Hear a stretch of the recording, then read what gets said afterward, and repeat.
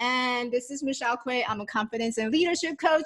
I am in blue today because Saturday was the World Refugee Day. And for those of you who know me or have known me for a while, you know that refugee is one of my passions, and this is why I got involved with United Nations Association of United States of America.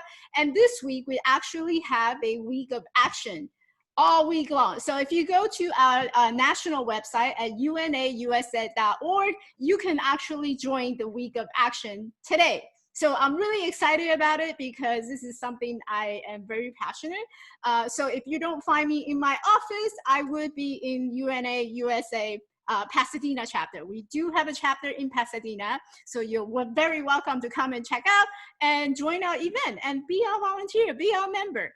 But today I wanted to shift the focus back to someone I met because, like I said, I was really passionate about the topic. And when I met Kyle Johnson, he is on a mission. He is a man with a big heart, a global heart, and he is also an entrepreneur.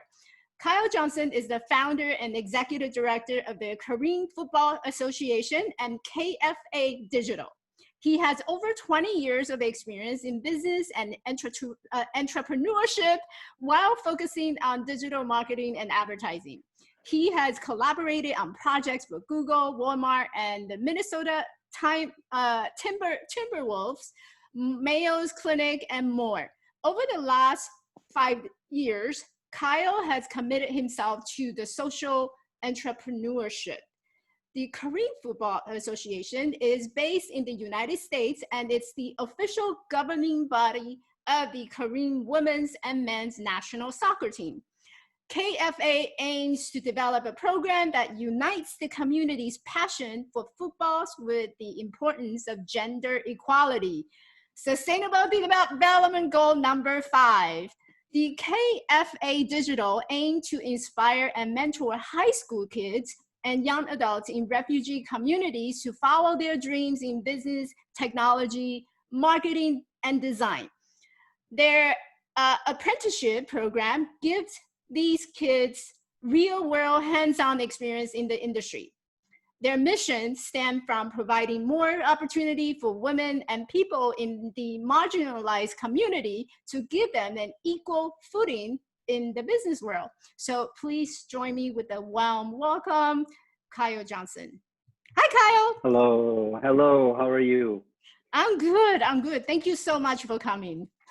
Good morning. Thank you so much for having me on. I really appreciate it. I love everything that you're doing. We met over the winter, right? And have been following you. Just love the content that you're putting out. You're so full of positivity and have so much energy. I love it. I really do. So you're doing everything the right way, from a marketing perspective. I talk to people a lot in terms about them starting their own business and stuff. And I point them to you because you, again, truthfully, you're really doing things the right way. You're putting out tons and tons of content, and you're very engaging with all of your customers and people that follow you. So kudos to you. Absolutely. Thank you for having me on. Yeah, so today it's not about me. It's not about you. it's about the people that we help, we're passionate about. Absolutely. So tell us about how did you start the Korean football? Because I know Korean football was really the first thing that you started, correct? Yeah, absolutely. So the Karen community is an ethnic group that is from Burma. And right now there's a lot of really bad things going on in Burma to this day. There's still war going on, and people are dying. Villages are burning, and it's really not a good situation at all.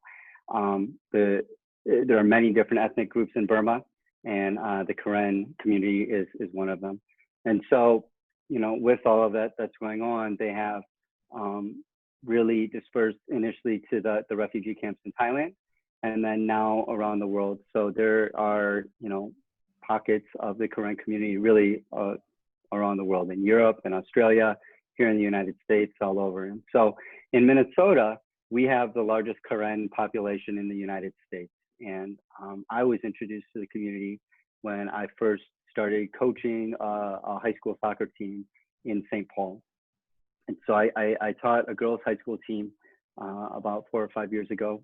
And since then, my big thing has been gender equity for communities like the Karen community.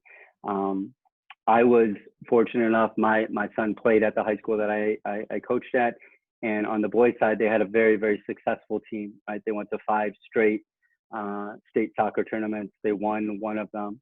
But the thing that really stood out to me was when these teams go to the state tournament, they have a big banquet for them. And so the top 8 teams in the state, both on the guys and the girls side, go to this banquet and are introduced and, recognized, which they should be. And so one year, I remember it really sticking out to me, that the guys side was becoming much more diverse, right? You could see it within the teams. On the girls side, it wasn't diverse at all. The teams largely came from very affluent suburban America, private schools, places with money. And I think that is a real thumbprint on what U.S. soccer is. Like when you look at the U.S. club system, especially when you get at the higher levels, it's expensive, and people and communities get priced out of that system. And so when you're priced out of the system, when you're not able to participate in the system, you're missing out on a lot of different opportunities. And one of those opportunities are, collegiate showcase types of things. And so I thought about it hard. I'd been working with guys for a large chunk of my coaching career, and witnessing that at the banquet really made me want to focus on trying to provide more opportunity for young women in refugee communities, because I knew, right, I saw them play. They're exceptional players. They're really incredible athletes, and they're not being seen. They're not being given the opportunity. And so I got into coaching at the high school, and had a great time. Met some incredible, athletes and families, and really was introduced to the Karen community at that point. Just last year, so KFA is coming up on a year old here in like a month almost. Ooh. And it's actually, it's actually in a couple of weeks where we made the big splash and things. But through my experience in coaching at the high school and reaching out, meeting really people around the world, I came across an organization called CNIFA. And what CNIFA is a governing body, worldwide governing body that represents stateless people. So you have the FIFAs of the world, right, in that organization where, it's the Brazil national team, the US national team, the big ones. But then what happens to all the stateless people? And so CNIFA is an organization that represents the stateless people and gives them an opportunity to have their own national team. Right. And so when I learned about that organization, it was through trying to bring the Tibet women's national team to Minnesota. I thought it would be an incredible opportunity for the Karen community to have their own national team, because there's so much talent both on the women's and the men's side. And it really would give them a platform to talk about who the Karen community is. Right. And so applied for it, and, we were accepted. It was incredible, and we've been doing a lot of work over the last year with it. So, like you had said, we have 2 really major missions with it, right? The first is to give more opportunities for both women and men in the refugee community, in the Karen community, more opportunities to play, right? It's time to shine a light on this community and try to get them opportunities to get college scholarships and play at a higher level. Again, they're hugely talented. And then the second part of our mission, our goal is, like you said, gender equity, right? That's been my personal mission over the last 5 years, and it will be moving forward. And so as I got to learn more, right, and hear the stories from the young women in the community, I learned that soccer for girls is not hugely supported. right? It's not something that girls should be doing. And so they're either told not to play by their parents or family members or even, friends. Or, right, it's just not, it's not hugely supported. So I really wanted to help give them a voice and showcase their talents. And so we're doing that. And I think what the other thing the national team does is that we're creating role models.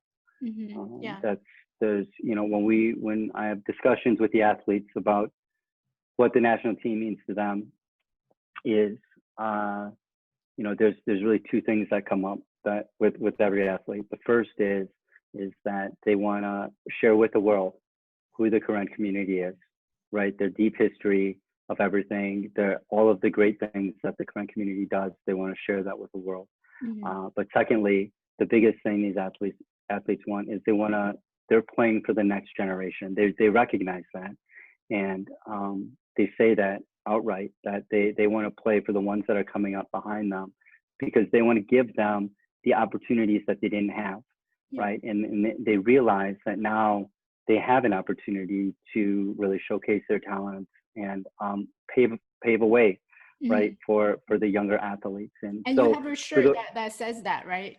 Yeah, and so like this is I don't know. So this "I play for you" has been the motto that we've come up with, and it's because like it's such a broad statement, right? I play for you can mean so many different things. It means I can play for you directly, or I play for my community, or I play for my teammates, or I play for refugees, right? In fact, I don't have one here with me, but our jerseys, I'm really happy with how our jerseys came out, because on the backs of our jerseys and on our warm-ups, I asked the athletes, why do you play? And use the idea of "I play for you" in a sentence. And so they gave me so many different reasons.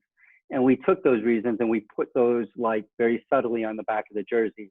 And so it was their reasons, but we also included the names of the refugee camps and names of villages in Burma, and things that were very meaningful to them as, a member of the current community. And the reason that we went this route was that, every time a player puts on that national team jersey, we want them to remember that they're playing for something much bigger than themselves, right? Much, much bigger than themselves. And so they're going to take that jersey and they're going to see that, and they'll be reminded of why they're representing the current community on an international stage, right? Moving forward, part of what I'm super excited about is that over the past year, we've been really fortunate enough to meet organizations and people from all around the world. And we have a lot of supporters with the mission that we have, and they love like what we're doing, and they love who the current community is. And so, even though we've been through COVID and we're still going through COVID. What am I talking about? Yeah, but, it was on the news that we're still in this, by the way. I'm worried about that. Yeah. But right, like 2020, it's been hard. We were really lucky to get the end of our women's national team camp in San Diego, and our men's national team camp in Atlanta. We were like super fortunate to have those two things happen at the very beginning of 2020. Now, up till now, things have thrown us off, right? We haven't done any of the soccer training. Both our women's and men's national team camps that we were planning for the summer have been canceled, because I don't feel I don't feel good about bringing in athletes from all over the country from a health standpoint, with the potential of just one being sick, that would affect the whole camp and everything. And so, health is my first concern for everybody. And so we've had to postpone things. Now, fortunately here in Minnesota, things have eased up a bit. We've been I just started working with our girls team, our 12 and under girls team. So we're building for the next generation. And so it's a smaller group. We have about 10 to 12 girls. But last week we were able to do some practicing with social distancing in mind. This week, like they've the Minnesota Health Department has opened up like scrimmages and games, so we can do a bit more. So we're slowly going into things. This is a smaller group, but hopefully the second wave of COVID doesn't shut everything down again. You know, that's what I worry about. So, although we haven't been able to do too much, right, through this COVID issue, looking forward in 2021 and 2022, like already, and I don't want to go into specifics about it right now, just because like nothing is 100% solidified. Right. But already there is a very good chance of, you know, matches being played for both the women and the men internationally even, right? That's and that's the thing, is like we have an opportunity to potentially go to the UK. We have opportunities to go and play. And so I think one of the key point that I'm hearing here is that, you know, even though these are the group of young women and young men who coming out from Burma, coming out from as a refugee, there is equal opportunity. And I hear that word over and over, that they're talented, they're equal opportunity. I think that's something that a lot of people missed in our world, that we live in a society where we're comfortable, we have everything, and we take things for granted. But yet there are people around us in the world who share the same talent with us, who have more talent than we do, and we're not giving them a chance to have a fair play in the game. Absolutely, 100%. And, you know, I look at that on a couple of different levels. From a gender equity level, right? Here we have an opportunity where, like, I've been able to kind of analyze things over the last 5 years, and what I've come up with, and I don't know if I'm right, but I think it's a different approach to things, right? And I'm learning all of the time. But I think that, you know, obviously providing more opportunity for girls and young women is great. It is 100%. I think, though, the way I look at it is like, I want long-term generational change for things like gender equity. And to do that, it starts with the men. It starts with the guys, right? I mean, it's like, we're the ones that, like, girls don't have an issue. We have the issue. And so what I'm excited about, like, again, this is just on the gender equity front, is that now we have the opportunity to work with both guys and girls. And we have the opportunity to, like, help develop the right mindset and behaviors and beliefs around gender equity with these 20-somethings and younger, right? And then the other thing is I think what gets overlooked sometimes is athletes, especially professional athletes, have a tremendous amount of influence, right? A huge amount of influence on many different things. And so now when we have one of our players on the men's team, right, doing all the right things, saying all the right things regarding gender equity. Now a 4, 5, and 6-year-old boy who looks up to that athlete and idolizes this athlete up here is seeing all of the behaviors that athlete is doing. That changes things for generations, right? Because they want to be like this person up here. And so I think that's one of the most important things that we're doing, again, strictly from a gender equity standpoint, is that, like, we're coming together for both genders to uplift each other. And I think that's an approach that hasn't been taken, right? Or is not. That's a path that rarely goes down. People go down, or organizations go down. And that's a path that needs to go down. Like, if we want to do things from a generational standpoint, like, we have to really go to the root of the problem. And in this case, it's the guys, right? So we really need to change them. Hey, I know you started the KFA Digital just last year. Can you speak a little bit about how you started it, and what's the idea behind that? Absolutely. So I'm really excited about this, and you know, I'm super excited about this. So as you had mentioned before, my background has been in marketing and design for the last 20 years. I've been in entrepreneurship for that long, and I've had, like, some really good successes, and I've had some really hard failures, huge failures, almost crippling failures, right? But that's part of being an entrepreneur, and I love it. I mean, I love the game of it more than anything. So KFA Digital is a marketing and advertising agency within KFA, the football organization. And it has the same mission and principles as our football organization, right? The mission is gender equity and opportunity for the Karen refugee community. So the idea of it is this, is that you look at the business sector of things, there's a lack of representation of women, and there's a lack of representation of people of color in the business sector.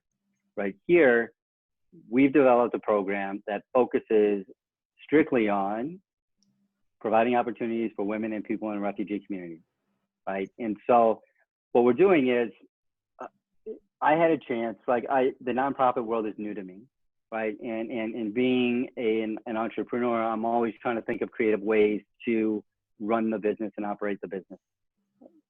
At the end of the day, the business needs money to have our teams, fly internationally, get uniforms, get field space, like all of the above, right? Mm-hmm. And so we needed to come up with a more sustainable way of coming up with funds. And so we're, really utilizing some of the expertise that I've had in the past 20 years. And so what we're doing is we're bringing in older high school kids, so like 17 plus, young adults who are interested in photography, videography, digital marketing, design, business, entrepreneurship. And we're bringing them in and we're creating this apprenticeship type of a program, right? And so they have now the ability to learn the technical side of things, but they also have the ability to learn like some real world experience, business principles, interactions with clients, that type of a thing. The type of experience you will never get at a school, right? And I think what's unique about this is that we're looking at, from a career standpoint, traditionally within the community, within a lot of refugee communities, in fact, the idea of a successful career is that you go into the medical field, you go into the legal field, maybe become an engineer, right? Like those are the ideas of like what success is. And for me, being an entrepreneur, like I'm always playing devil advocate with a lot of the athletes that I work with.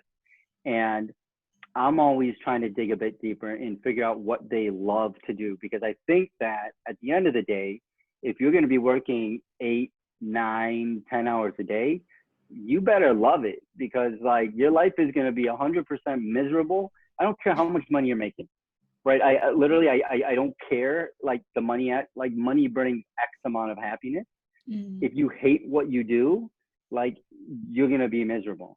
Mm-hmm. And so, I'm always digging a bit deeper and trying to get people down the path that they're very passionate about, right? And that they love. And I know that path changes. That path changes. It has changed for me along the way. It's changed for you along the way. Yeah. And that's what life is. But I think I look at situations like the COVID situation, and I think being an entrepreneur, you really have to think on your feet. Like you have to be able to adjust and move and be agile and right and be creative to go with the times. You can't just say, oh, woe is me, right? Like nobody cares. Yeah.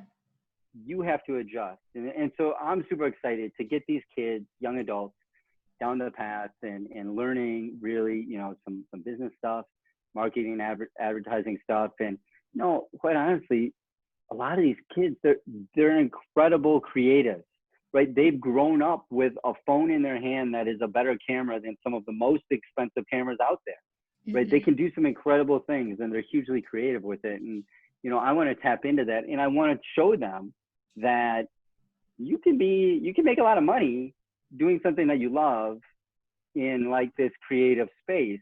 Mm-hmm. And even though you may not have been supported in the past by it, like we're here to 100% support you and like back you in this and get you down that path and help you follow your dreams and goals. But let it be known, there's many creatives out there that are making a ton of money. Yeah. Right? Not all of them, but there's many out there that are doing very, very well for themselves, and they're doing something that they love. So yeah. I'm excited about the fact that we're really trying to get more women and people of color into the industry, right? Mm-hmm. We're trying to develop our own agency that is going to be solely focused on refugees and women, and show the world that, you know, look, like the talent is talent. At the end of the Yes. day, talent is talent. Talent is And without why? borders. Oh, That's how I see absolutely. it. Talent is without border. There is no border. There is no separation when it comes to talent. Talent is talent. For sure. Absolutely. On Yeah. in any level of life, right? Sports, business, whatever, talent is talent. But unfortunately, we live in a society where like that's not, those aren't the measures, right? People Yeah. aren't being given opportunities for their talent. And so now we want to level the playing field on like literally the playing field, right? On the pitch, but then also in the business world. I mean, that's our big thing right now. And so So we're looking. who do these students work for, or these kids work for? Like, do they take on clients? Are they currently accepting cases where, say, for example, you know, I'm really big about helping out those who are at the startup, because I was a startup, and in order for me to get here, someone else helped me with it. So Yeah, who are their clients that work for? And I would love to hire them. I do. absolutely. We would love that. We would love that. Well, look, this is the really cool kind of thing that KFA Digital is, right? Is that as I was evaluating what nonprofits are and sponsorships are, okay, a sponsor typically comes in, slaps their brand on your jersey or on an annual gala, and Mhm. that's it. And for me, I want to like find out, like create a model where we're providing value to the sponsor, where we come in and say, we want to drive more business to you. That's the whole point of sponsoring us, is like that we give you more exposure and business. Right. So how can we do that on a yearly basis, right? And we're doing that through the digital agency. And so in terms of your question, we are, okay, so we're still very new, right? We're still coming up and have a few clients right now. But the process is depending on the level of experience that the designer, photographer, videographer has. Mhm. If they're very new, if they're very raw, they're not interacting with the clients really at all. They're learning the technical side of things. They're learning what it's like to work in a team, right? And they're getting more of kind of the agency experience. Now, when you get into the mid-level and senior designers and creatives, that's when we start introducing them to the clients Mhm. and the sponsors. And so that's where, like in your case, like we might match someone up with you, and they would work with you directly, and it helps with communication skills. It Mhm. helps with, I mean, quite frankly, being told like something doesn't look good and that we have to start over or we have to make changes, right? That's all part of the creative field, is Uh-huh. taking that criticism of things and learning that. But it's a hand in hand thing. So like that mid-level designer would be working with me. Like we would come up with concepts together. They would do a lot of the design work. We would have interaction back and forth in terms of what it is, and then we would both go to the client. So the thing is that the work that's being produced is, at a very high level, because like I won't let it not be a high level. Right. For us to be a true digital agency, it can't be a bunch of, new apprentices into the industry pumping out stuff, because they need to develop the experience. But it's a hand in hand thing, right? Mhm. And so for the sponsors, what they're getting is like they're getting actual whatever they want, whether it's just production work or whether it's actual marketing stuff that they're doing. But they're also helping, right? They're helping these kids and young adults get into a career. It's more than just going to your typical digital agency, Yeah. right? They're Yeah. truthfully helping these kids get into a career. And there might be a career path. Like, let's say, and they're not right now, but hypothetically, let's say that Target was one of our clients. Okay. Well, there could be a situation where somebody in our agency, there's a pathway to Target through our agency, right? Maybe the Target marketing department really likes them, and the person working with us really likes the idea of going to work with Target. And so there's a direct connect. And now, again, we're helping more women and people of color get into the business side, whether it's with us or whether it's with another corporation. So for me, like, I think it's such a win-win for these companies. And yeah. I totally agree with you, because I feel that a lot of issues that we have with refugee, it's not, we can easily solve it if we give them the opportunity, if we teach them the skill. It's like that saying, do you teach a man to fish, or do you fish for the man, right? So you can easily give the man a fish and be done with it, or you can actually spend some time to teach the man how to fish so he can be a fisherman, so that he can actually sustain himself in whatever world that he wants to be in. And it sounds like that's exactly what you're doing here, is that giving these kids opportunity to develop those skills, whether it's marketing, whether it's, doing videography. And I think a lot of us, spend so much, especially for businessmen and women, entrepreneurship, we spend a lot of money and time looking for people who charges thousands of dollars and to put out marketing materials. But then at the same time, we're neglecting, there's a group of people, there's a group of very talented individuals who share the same amount of skill. And just because they're charging you $50 versus someone who charges you $5,000, you believe that the quality of the $5,000 is so much more and bigger than the one who charged you $50 or $500. There's a misconception about the value behind the dollar versus the talent. And like you said earlier, it's about how we measure our success. A lot of us measure our success by how much money you make, what kind of fancy car you drive, but we really neglected looking at the actual talent and strength of individual.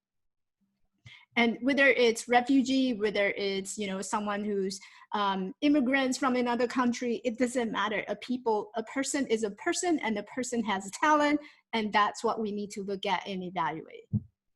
Absolutely, 100%. And I think, again, this is really a unique situation for companies to invest in something good, and they're getting value. Like I want to stress that so much, is that, like, it's great that companies invest in organizations and communities that might need some help, right? That's fantastic.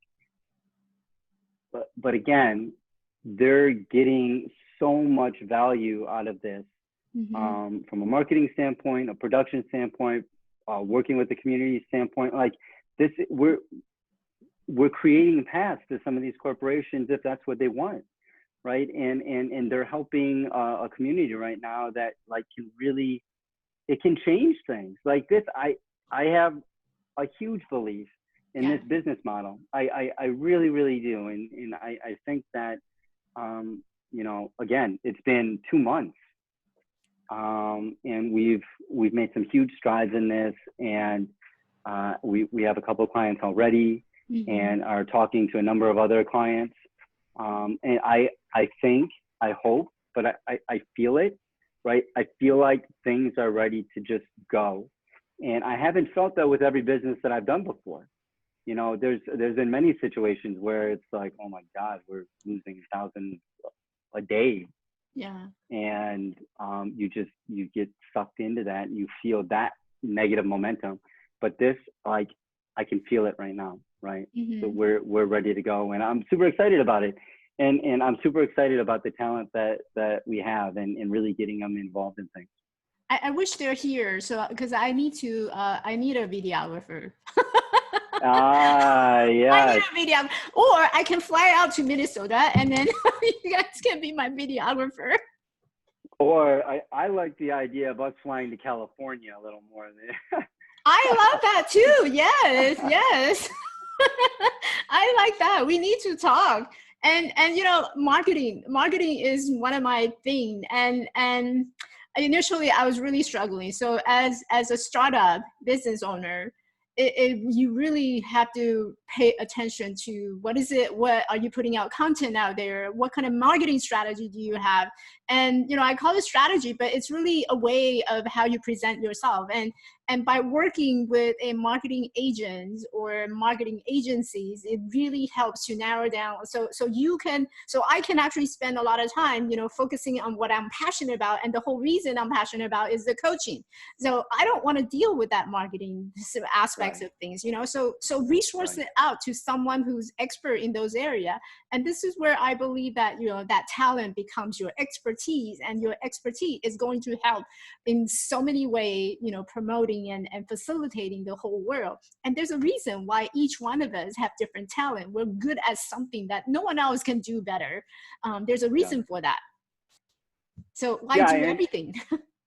And don't do everything. Like, recognize that you're great at something and do that and go all in on that, and recognize what you're not good at, and like hire somebody to do it or find somebody else to do it, right? I mean, I'm not a programmer. I'm not a developer. Like, that's the other side of my brain that doesn't work very, very well.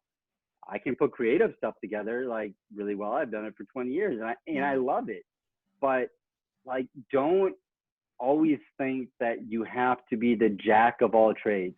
Is it good to know a lot of stuff? Yeah, you might actually find out that you really love something that you never did before, right? Mm-hmm. But from a business standpoint, you can only do so much. I mean, people tell me that all the time, right? People are like, you need help, and how can I help? And so that's like something that I'm working through right now too. But from an entrepreneurship standpoint, right, you're 100% right. How can you bring the people that do things really well around you and be a part of your network, and support you? And then likewise, how can you support them, right? Because you bring value. You don't want to always take, like provide value. That's how those great relationships start and then last for a long, long time. Mm-hmm. All right, Kyle. So I wanted to wrap up things for our session today. So if you were to, I don't know, give the audience something that they can walk away with, what would be an idea that you want them to walk away with this whole mission that you have going on? Well, I think that what we were talking about with KFA Digital, we're right now we're looking for clients to really get into the agency and start doing some design work and start getting these apprentices in. But it's not just about KFA Digital, because what these clients and sponsorships do now really help the athletes on the field, right? The agency itself is a huge financial supporter of the soccer teams, and it will allow us to have more training camps, right, for both our women and men's national team. It will allow us to travel around the world and then unite with other communities, right? The biggest thing here is that we're like uniting with incredible refugee communities around the world. Mm-hmm. And we're using soccer as the vehicle to connect with these communities and learn about each other. And so investing in the agency is investing in both the ones that want to get in on the business side and the marketing side, mm-hmm. but also the girls, the boys, the young women, the men who are on the soccer side. And it hugely supports that aspect of things, right? And mm-hmm. so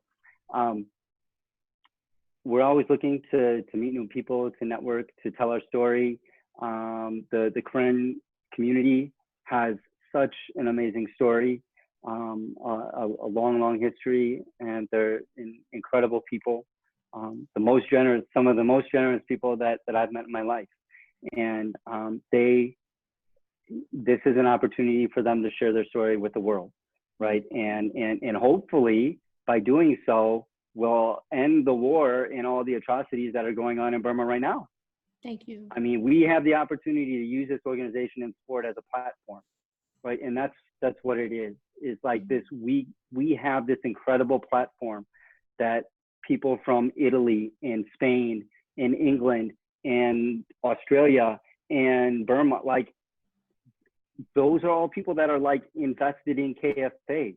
This organization's invested in KFA. So they want to see us tell the story, and I want to see the community tell their story, because it's a story that needs to be told, and it's a war that needs to be ended. Yeah, absolutely. I completely agree with you. And for people who's watching or listening, watching the replay, you may not be familiar with how the nonprofit organization works. And the finance has always been a struggle for nonprofit organization, because a lot of time we cannot take direct money. We cannot take something that's profitable, because that would lose our license for our certificate for the nonprofit recognition. And in order for a nonprofit organization to survive, it's really based on the sponsorship, the partnership, and all the support that's coming from the donation. So you may not think that the $20 coming out from your pocket every month is going to do much, but in fact, just $20 a day is actually a tremendous amount of help for someone who lives in Burma, who's coming out from Myanmar, who's coming out from these refugee camps. $20 can buy a person's life. And I speak it because from my personal experience, when I was in Cambodia, there are these young kids who's riding bicycle or these motorbikes, and they have no helmet. And guess what? Each helmet only costs $20. So you may think that $20 doesn't mean anything to you. $20 is actually a person's income in areas like Burma, in areas like Vietnam, Thailand, and in Cambodia. A lot of these countries can use a lot of help. And we're sitting here and we have the ability to help. And so Korean Football Foundation, it's really based on that idea, based on that mission. And I know when Kyle and I first connected, and this is something that Kyle hasn't said, but he was struggling to keeping the organization alive. And that was all because the funding needs to come from somewhere. So if you're watching this as a replay and you have a passion to make this globe a more inclusive world, then I would encourage you to check out their website. It's very empowering. This is not something I would bring to you unless I truly believe that there's a mission and their mission matters to this world. So I would encourage you, again, I will have the link in the episode notes so that you can go check it out. And again, I would encourage you to think about, if you're going to be buying a cup of coffee, think about how much that coffee is going to cost you and how much you can help to save that cup of coffee. Any last word? I know I was really inspired by what you do, so I went on a little further. No, I'm super humbled by that. Thank you. I really appreciate that. I do. That's very nice. Thank you. Yeah. Well, thank you so much for coming, and it's been a pleasure. Yeah, it's been a pleasure. It's really an honor to know someone who's actually turning a dream into his passion. And I know when you speak, when I first time connected with you, you were speaking through passion. And again, this time you're speaking through your passion. And I love how someone, turns something so in the business world that we're all familiar with and turning into a great mission that can actually change and impact the world. So I salute you. Thank you. Thank you so much. I really appreciate that. I do.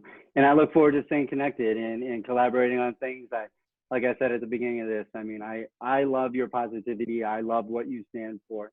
And I can't wait to, continue to collaborate on things in the future. I would love that. Yes. Thank you so much.